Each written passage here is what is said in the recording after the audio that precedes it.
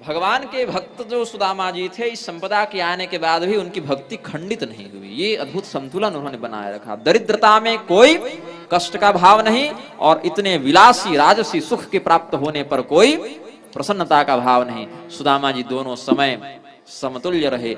इतना बल्कि कह दें कि धन संपत्ति आने के बाद भक्ति की मात्रा इनकी बढ़ गई कि कहीं इसके चक्कर में नरक हम न चल जाएं, और सतर्कता पूर्वक व्यवहार करने लगे और अधिक विरक्त हो गए कि कहीं जैसे कोई व्यक्ति सड़क पर जा रहा है, गाड़ी चला रहा है, सीधी सड़क है, सामान्य गति से चल रहा है, लेकिन अगर सड़क पर बड़े बड़े गड्ढे हो तो बड़ी सावधानी से गाड़ी चलाता है।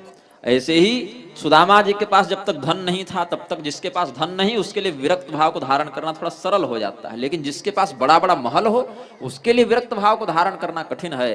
तो सुदामा जी और भी अधिक सतर्कता के साथ कि भगवान की दी धन संपदा के कारण मेरी भक्ति कमजोर न पड़ जाए, बड़ी सतर्कता के साथ और भी दृढ़ता से भगवान का स्मरण चिंतन ब्रह्मनिष्ठा का व्यवहार करने लगे और अंततः भगवान को ही प्राप्त कर गए। सुदामा जी के पिता का नाम बहुत लोग पूछते रहते हैं। अब ऐसे प्रश्नों का कोई औचित्य तो होता नहीं कि इसके बाप दादा परदादा श्रवण कुमार के माँ बाप और सुदामा जी के माँ बाप, इसके पीछे पूरी जनता पागल है। तो मैं बता देता हूँ, लोग पूछते रहते हैं इसीलिए सुदामा जी का बता देता हूँ। शांतनु और ज्ञानवती ऐसे नाम श्रवण कुमार के माता पिता के मिले हैं कहीं कहीं, कोई स्पष्ट प्रमाण तो नहीं मिला है लेकिन परंपरा में सुनने को मिला है। सुदामा जी का प्रमाण 4 मिला है मुझे।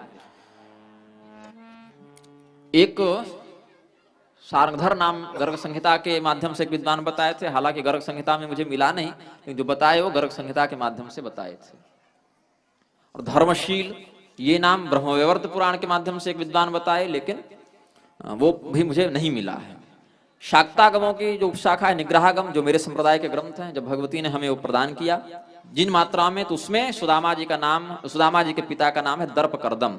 सुदामा समुद्रिक विप्रो दर्पकर्दम संभव शिरोमणि विरक्तानाम कृष्ण से दयित सखा। ये हमारे संप्रदाय के शाक्तागमों की शाखा निग्रहागमों के ग्रंथ कहते हैं। और एक प्रमाण शैव परंपरा में कहते हैं, शैवागमों में जो महाकाल सहस्रनाम है प्रकृष्ट नंदोक्तागम तंत्र में, उसकी पूर्व पीठिका में उपोदघात में कहते हैं, सुधामय सुत श्रीमान सुदामा नाम वैद्विजः तेन गोपीपति कृष्णो विद्यामभ्यसितुं गतः।